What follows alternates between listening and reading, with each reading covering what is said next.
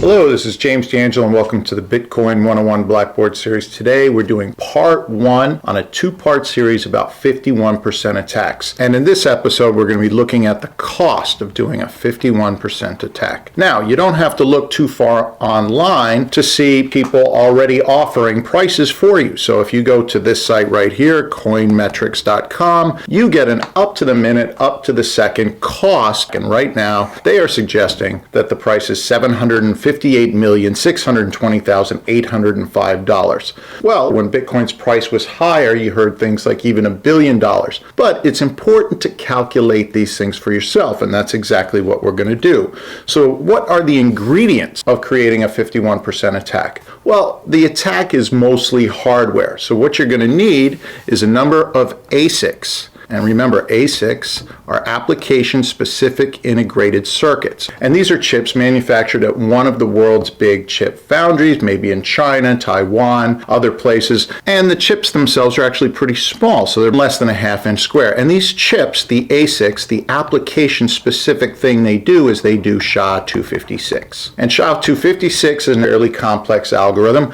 but the chip can do one SHA-256 hash in one clock cycle, which makes it significantly faster than CPUs or GPUs. So really, if you are mining Bitcoins these days, you are using ASICs, chips that are designed strictly for mining Bitcoins, because really there's no other application on earth that needs super fast SHA-256. So once you have your ASICs, you're going to need to power yourself up. You're going to have to run these things with electricity. They're pretty power hungry. And kind of a good rule of thumb is that you're going to need about 1 watt per gigahash. And then you're going to need some computers, right? These ASICs need something to connect to the internet, have some access to blockchains, connect to a mining pool. They're going to need something that can get them online.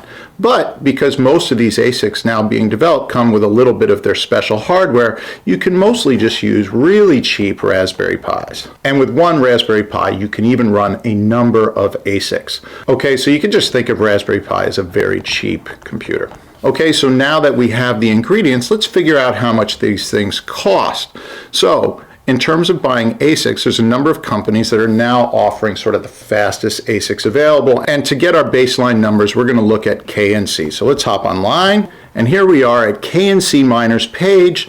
And they're about to release this thing called Neptune's second batch, which is a 3 terahash miner for $10,000. And that's really all the numbers we're going to need from KNC. So let's go back. The KNC Neptune gives you 3 terahashes per second for 10,000 USD. And so you can think of that as 1 terahash per second is going to cost you 3,333 USD. Okay, so now we're missing one very important number as we do our calculation. We're going to need to know the total hash power of the network. And fortunately, that's very easy to find. We just head over to blockchain.info right here, and we look at their chart, which plots total hash power over time. So here we are, November 2013. The total hash power of the network was approximately 4 petahashes. Okay, and then in January, it went up to around 10 or 11 petahashes. And then in March, we were looking at 30 petahashes.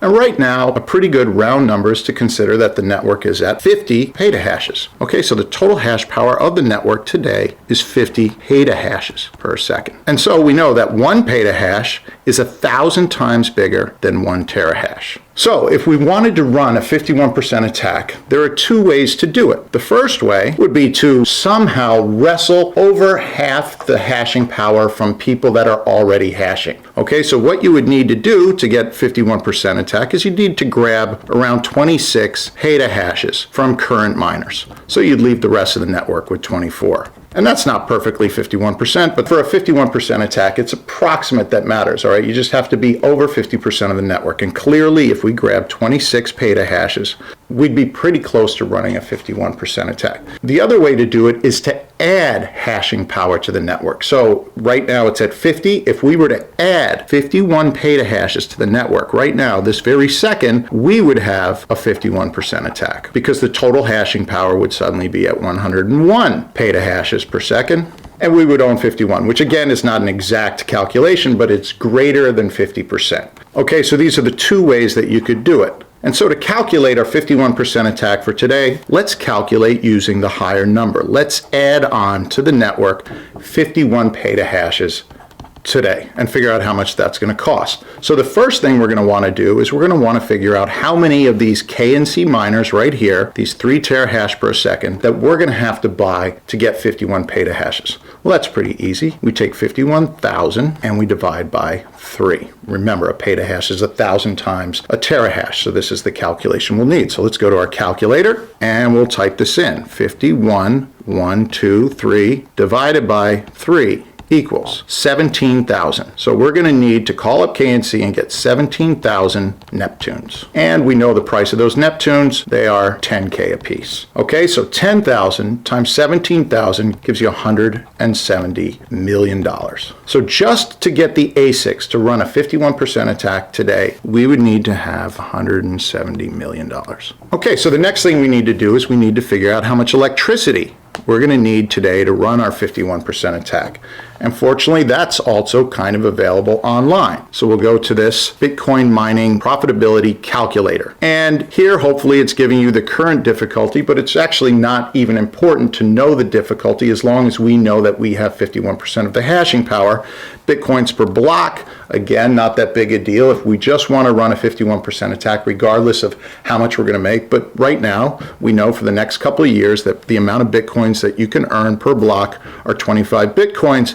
The conversion rate, so we have to get the current Bitcoin price, which is around $450, and then our hash rate. And clearly I have already typed this in, but we're looking for 51 petahashes, which is 51,000 terahashes, right? And over here you can select mega hashes, giga hashes, and terahashes, but since no one has miners that are petahashes, they don't allow that option. So we wrote in 51,000. The electricity rate is about 15 cents per kilowatt hour. And our power consumption. And so for power consumption, remember, we're going to assume that it's 1 watt per gigahash. You can actually do better than that, but this will up the price if we assume 1 watt per gigahash. And so that's fairly easy to calculate, and this number's not correct. Okay, we would need 51 million because here's gigahashes, right? Here's terahashes, and here's petahashes. And the time frame, well, months.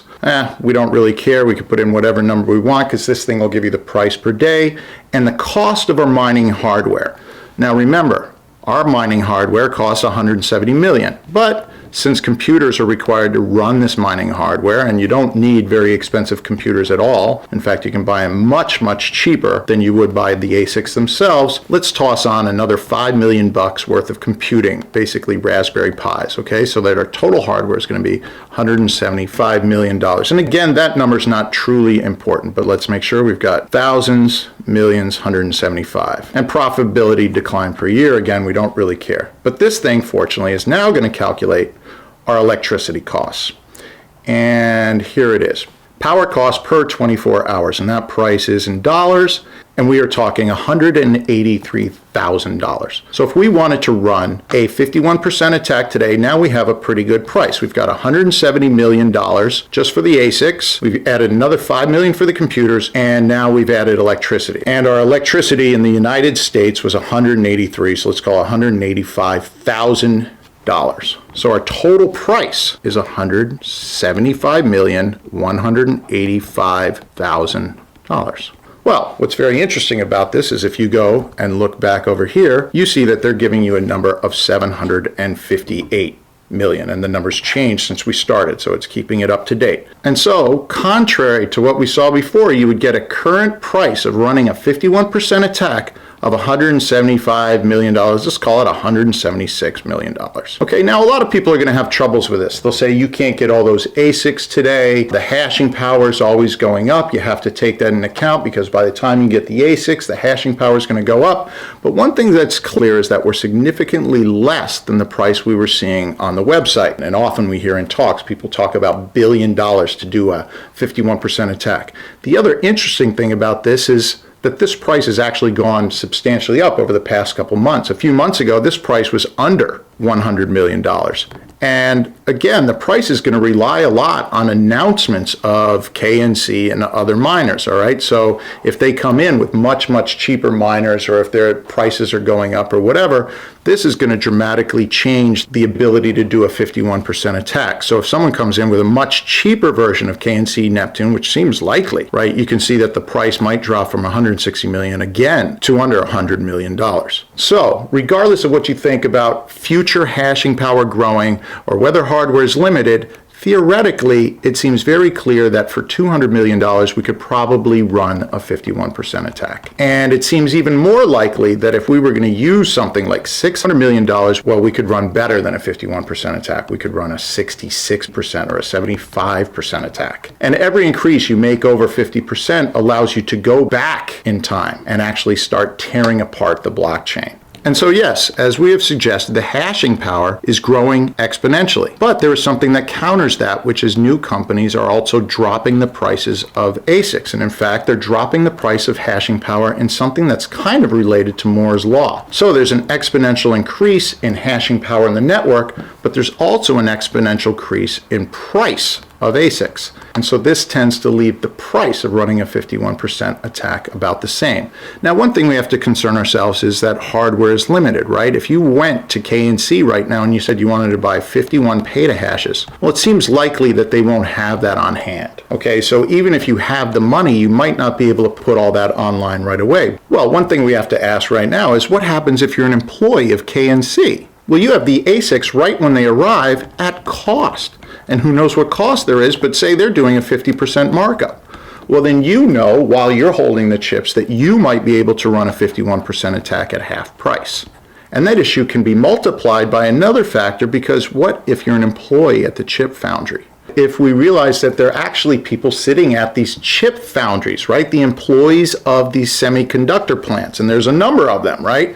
So a list of semiconductor fabrication plants, and you've got all these guys. A lot of it are repeated right there. You have Intel, Global Foundries, TSMC, which I think is the biggest in the world, right? But if you're working at one of these foundries, which cost billion or a few $1 billion to make, how expensive would it be for you to get control of 51% of the network? And again, the price seems to drop consistently more. Okay, you might even be the first one to get a hold of, say, a 5 terahash chip or something like that. And if you're able to run those off at night, well, it's clear that you won't need to be running them off that long till you get a 51% attack or greater. So as we talk about trust and trustless networks, we have to really consider how much we're trusting the folks who are working at TSMC, who are able to manufacture as many chips as they want, how much we have to trust the folks at KNC, right? We've already had a lot of issues with mining companies, Butterfly Labs, etc., possibly mining before they're actually sending out their product. So again, we may not question proof of work or big mining pools, but we really have to question who's at the chip foundries and what kind of access do they have to a SHA-256 chip. And is this really something that you need a private design to make? No, this is a fairly easy chip to design. So that's one big question we really have to think about as we're looking at the future of Bitcoin. And so we really have to consider the possibility that someone working at a chip foundry, or even a group of people working at one of these chip fabrication plants, could drop the price of a 51% attack to well under $20 million. And this is troubling, because whenever you go online and you see talks, you hear people talking much, much larger numbers, often in the billions, but certainly in the 700, 800 millions. And if you could really run an attack for $200 million, well, this is dangerous. And so we really have to start thinking about who can afford that type of attack. Well, we know that LeBron James, Tiger Woods, a number of soccer players, they're all making between advertising and salary well more than $20 million a year. So do we have to consider them as possible attack vectors for Bitcoin? We really have to understand that $20 million is a very small amount. So in part 2, when we look at malicious attackers, we're going to really have to consider that, yes, for a bank, this is tiddlywinks. Remember, HSBC paid $1.9 billion just in fines in December.